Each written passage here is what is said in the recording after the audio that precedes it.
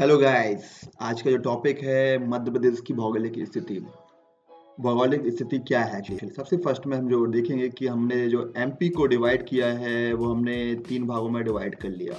Okay, तो means MP में किस टाइप की भौगोलिक स्थितियां पाई जाती हैं, इसमें किस टाइप की चेंजेस हैं अकॉर्डिंग टू लोकेशंस, उनके बारे में हम डीप में डिस्कस करेंगे।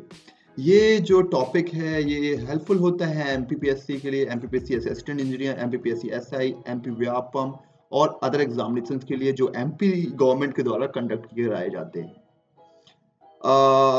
अगर आप हमारा वीडियो फर्स्ट टाइम देख रहे हैं तो प्लीज सब्सक्राइब कर लीजिए, जिससे आपको आगे जो भी चैनल से जो भी वीडियोस आएंगे, जो भी हम अपलोड करेंगे वो आपको हेल्पफुल होगा। और अगर आप मेरा काम आपको पसंद आए तो आप इसको सब्सक्राइब भी कर लीजिए, एड शेयर कर लीजिए। ओके, सबसे फर्स्ट में हम जो डिस्कस करेंगे वो है मध्य प्रदेश का प्राकृतिक विभाजन या भौतिक विभाजन। अब हम देखते हैं, अगर हमारा जो एमपी है, ओके, तो हमने इसको 3 भागों में डिवाइड कर दिया। वो है मध्य उच्च भूमि, सतपुड़ा की श्रेणी एंड पूर्वी पठार, means first, second and third. मध्य उच्च भूमि में भी इसको अगेन 5 पार्ट्स में डिवाइड किया गया है, इसको भी 2 भागों में डिवाइड कर दिया गया है, इसको भी 2 भागों में डिवाइड कर दिया गया है। तो पहला जो हम पार्ट पढ़ेंगे वो मध्य उच्च भूमि। जो आज हमारा टॉपिक है वो मध्य उच्च भूमि को हम डिस्कस करेंगे डीप में।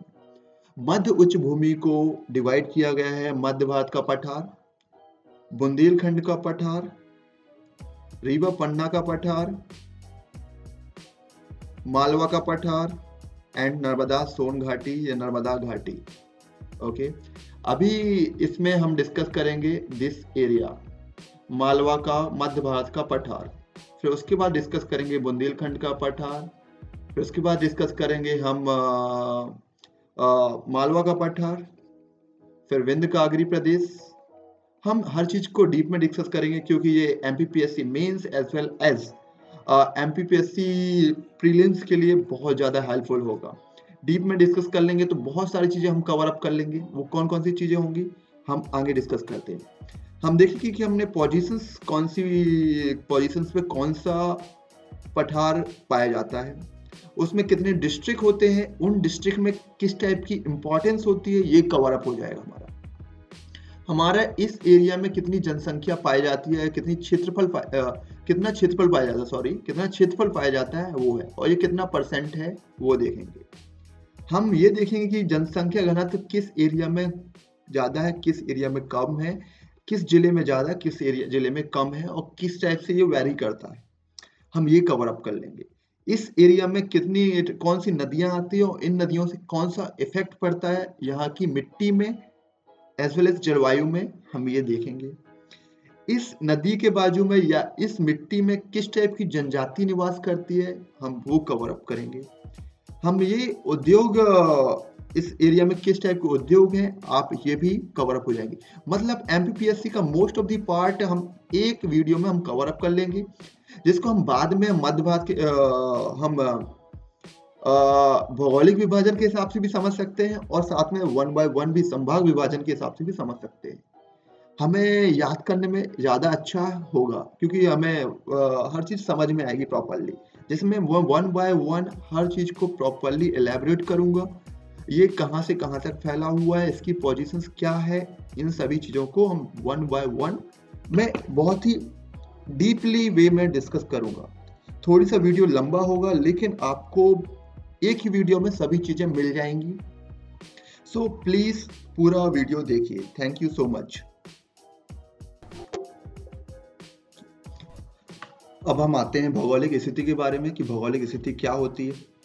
आपको पता होना चाहिए कि कोई भी पोजीशंस को डिफाइन करने के लिए हमारे ग्लोब में हमने 2 टाइप की रेखाओं का हम यूज करते हैं। सबसे फर्स्ट में उत्तरी अक्षांश तथा पूर्वी देशांतर। अब ये क्या होती है, इसके लिए आप इधर पर जाके क्लिक कीजिए, आपको वीडियो मिल जाएगा, या डिस्क्रिप्शन में भी जाके आप चेक कर सकते हैं, लेकिन इसको मैं इसमें समझाऊंगा।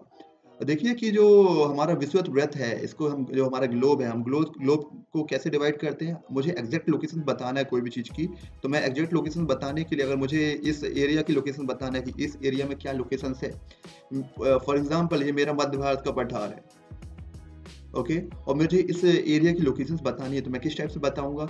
मैं बताऊंगा कि जो मेरा 24 डिग्री 10 मिनट उत्तरी अक्षांश, ओके।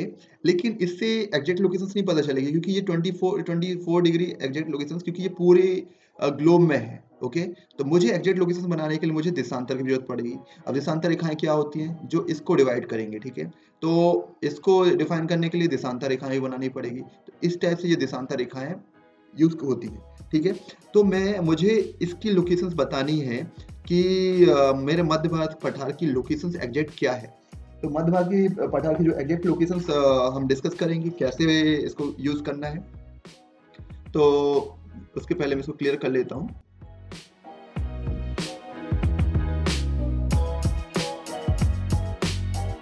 ओके।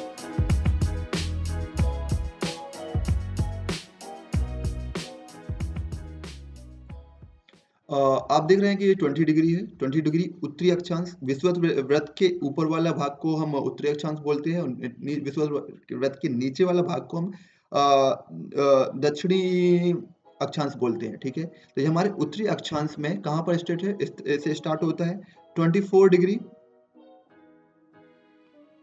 उत्तरी अक्षांश में। ये 24 degree 10 minutes to 26 degree 48 minute, means यहाँ से स्टार्ट होगा 24 डिग्री 10 मिनट्स टू 40 यहीं पर है, 26 डिग्री 48 मिनट्स यहाँ से स्टार्ट होगा। तो मीन्स हमारी अक्षांश में लोकेशन पता चलेगी कि ये यहाँ से स्टार्ट हुआ है। लेकिन अब इसकी एग्जैक्ट लोकेशंस कहाँ पर है? तो हम ये देखते हैं कि पूर्वी देशांतर में। ये हमारा पश्चिमी देशांतर, ये है पूर्वी देशांतर। ये हमारा देखा जाए तो ये इस इक्वेटर के बाद, तो ये पूर्वी देशांतर में। पूर्वी देशांतर पे कहाँ पर स्टार्ट है? 74 60 है, ये 74 यहाँ पर होगा। 74 degree 50 minute to 79 degree 10 minutes, okay. तो इस टाइप से ये जो स्टार्ट है वो है यहाँ पर, यहाँ पर ये 74 की देशांतर है और ये 79 की। तो हमारे जो लोकेशन बनती है वो बनती है यहाँ से। तो 24 डिग्री 10 मिनट्स पूर्वी देशांतर में कहाँ से स्टार्ट हुई? 24 डिग्री 10 मिनट्स यहाँ पर, नहीं सॉरी, यहाँ से 24 degree 10 minutes to 26 degree 48 minutes, and देशांतर में यहाँ से स्टार्ट हुआ और ये यहाँ तक गया, ओके। तो ये जो स्टार्ट हुआ 74 degree 50 minutes to 79 degree 18 minutes, इधर तक गया। तो ये हमारा पूर्वी देशांतर हुआ और ये है उत्तरी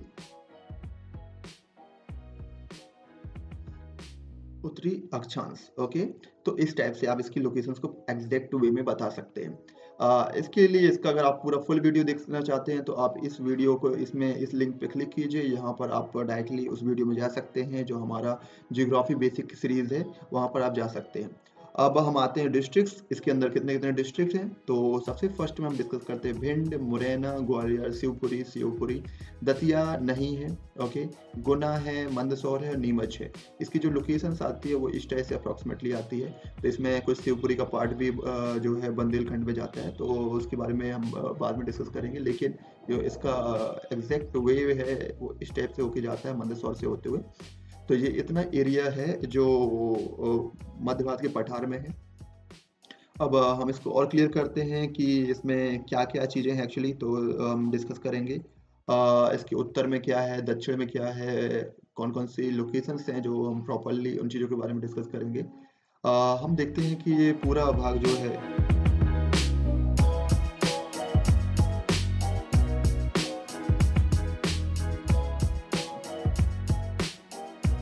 अगर देखा जाए तो ये उत्तर है, ओके। ये पूरा होगा, ये पश्चिम ये पश्चिम होगा, एंड ये दक्षिण होगा, ओके। उत्तर दक्षिण हम इसको भी डिवाइड कर लेते हैं।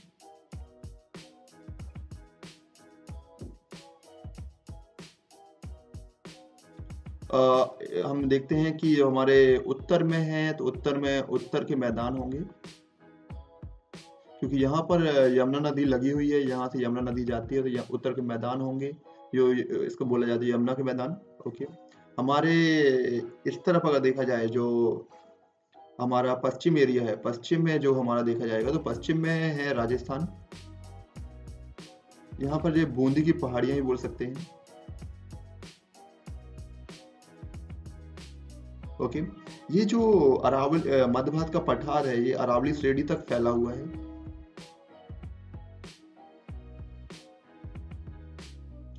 तक है। हमारे पूरब में देखा जाए तो वो बुंदेलखंड है पूरा हमारा। पश्चिम में देखे तो हमारा दक्षिण में देखा तो हमारा मालवा का पठार है। ओके, तो ये सब चीजें हमारी लोकेशन से एग्जैक्ट पता चल गई कि इस एरिया में ये है। ओके, अब हम आते हैं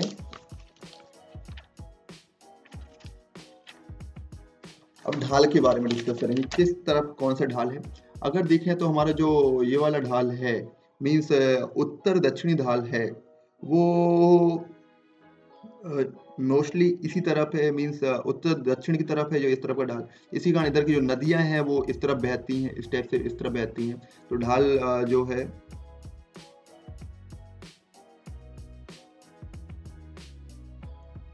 एक ढाल इस तरफ है और एक ढाल इस तरफ है। यहाँ पर यमुना नदी और चंबल नदी इस तरफ जाती हैं और बाकी नदियाँ इस तरफ आती हैं। तो दो ढाल हैं जो इस तरफ से बहते हैं और एक इस तरफ बहता है।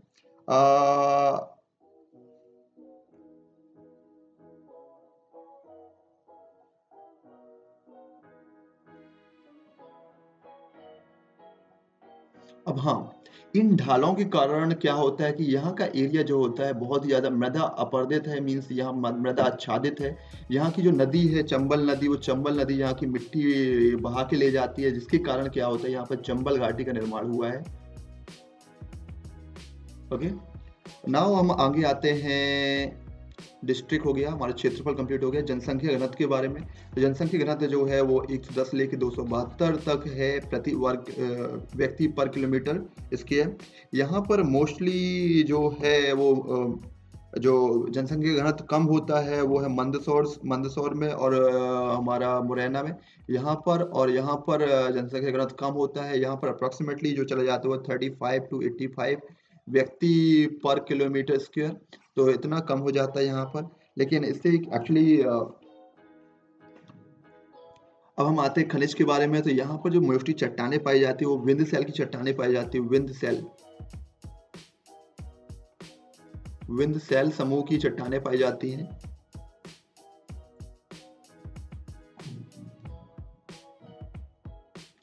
विंध्य सेल समूह की चट्टानें पाई जाती हैं यहाँ पर। एक्चुअली अगर जो और इनमें जो इन चट्टानों में जो मिट्टी पाई जाती है वो है जलोढ़ मिट्टी। इसका कॉम्बिनेशन भी बोला जाए, जलोढ़ मिट्टी और काली मिट्टी दोनों मिट्टी पाई जाती है, लेकिन मोस्टली जलोढ़ मिट्टी पाई जाती है इन एरिया में। यहाँ पर कडप्पा समूह की भी चट्टानें पाई जाती हैं।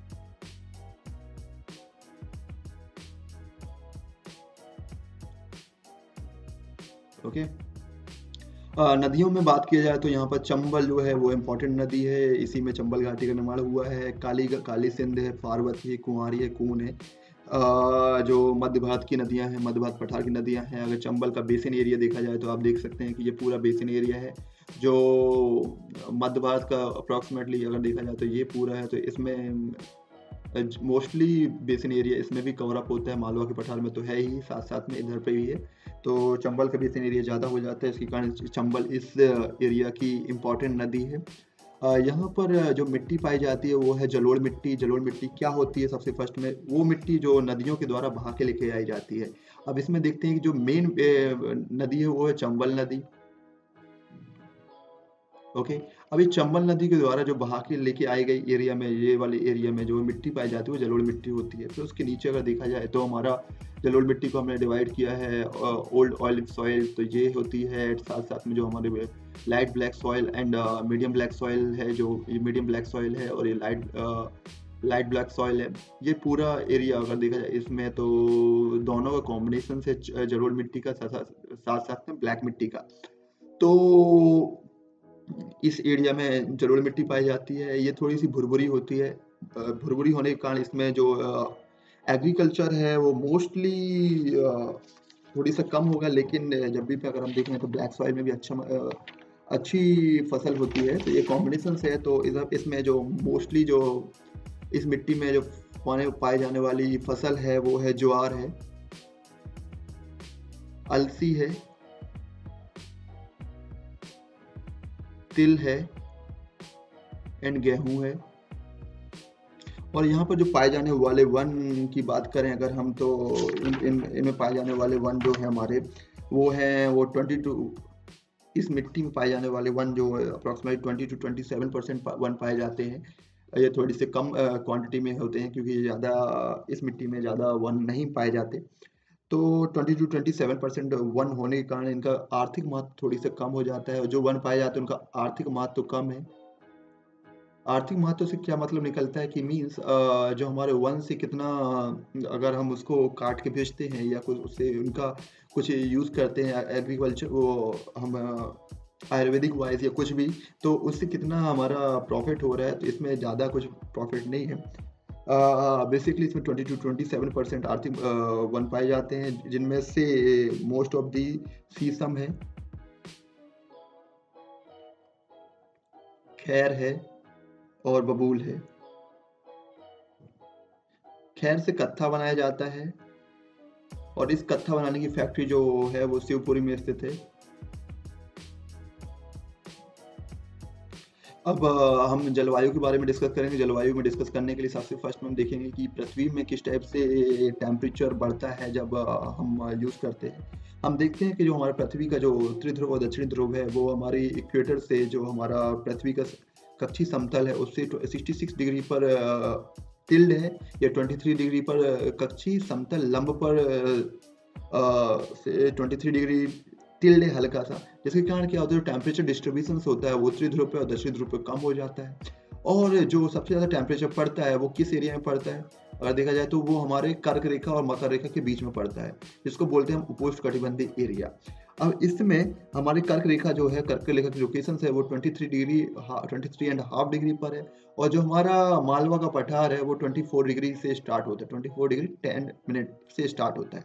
तो इसके कारण जो हमारा इसका जो टेम्परेचर है वो थोड़ी सा इस एरिया का थोड़ी सा ज़्यादा हो जाता है। यहाँ की जलवायु थोड़ी सी विरल हो जाती है, जिसके कारण इसका अर्धशुष्क जलवायु है, या इसको आर्द्र आर्द्र जलवायु बोला जाता है। इसके कारण इसको चंबल एरिया को, चंबल का आंध्र प्रदेश भी बोला जाता है।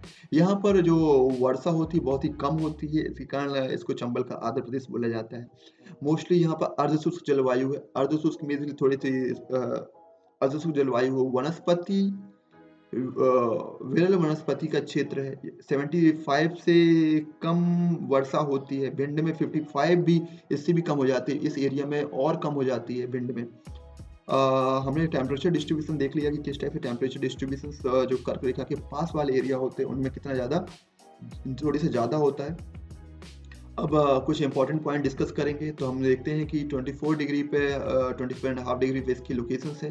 क्षेत्रफल इतना होता है 75 डिग्री एंड सेंटीमीटर पर 55 डिग्री सेंटीमीटर से भी कम वर्षा होती है। जनसंख्या घनत्व 110 से लेकर 272 है, लेकिन ये भिंड, मुरैना और मंदसौर में ये थोड़ी सा और कम हो गया है, वो 35 to 85 पहुंच गया है। मध्य प्रदेश के उत्तर पश्चिम भाग में स्थित है ये जो उत्तर पश्चिमी भाग, उत्तर पश्चिमी ये वाला एरिया हो गया, तो ये पश्चिमी एरिया हो गया। तो इस एरिया में मोस्टली भाग इसका स्थित है। जो उत्तर प्रदेश से सटा हुआ है, ये यूपी एंड राजस्थान से सटा हुआ है। ये चंबल घाटी यहीं पर स्थित है। ओके, ये अर्धशुष्क जलवायु है। इसके अंतर्गत भिंड, मुरैना, ग्वालियर, मंदसौर ये आते हैं। पठार जो है जलोढ़ मिट्टी से आच्छादित है। यहाँ पर मुख्य गेहूं, ज्वार, तिल, सरसों यहाँ पर पाया जाता है। शिवपुरी में खैर बनाने और कत्था बनाने की फैक्ट्री है। अल्काइड और चीनी सीमेंट बनाने के उद्योग भी है। यहाँ पर मोस्टली सहारिया जनजाति निवास करती है। इस एरिया पे सहारिया जनजाति निवास करती है। अभी हमने उद्योगों के बारे में डिस्कस नहीं किया, तो उद्योगों के बारे में हम डिस्कस करेंगे। यहाँ पर जो उद्योग हैं, तो हमने देखा कि हमारा जो शिवपुरी में है वो शिवपुरी में हमने कत्था बनाने की फैक्ट्री ओपन कर दी है। ग्वालियर में कृत्रिम रेसे बनाने की फैक्ट्री है। ओके, गुना में शक्कर बनाने की फैक्ट्री है। ओके, और कैलाश में भी, डबरा में भी सहकारी शक्कर बनाने की फैक्ट्रीज हैं।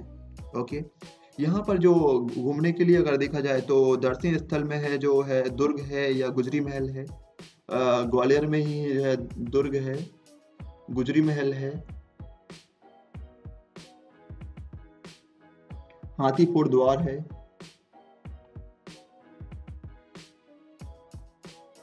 खडोला द्वार है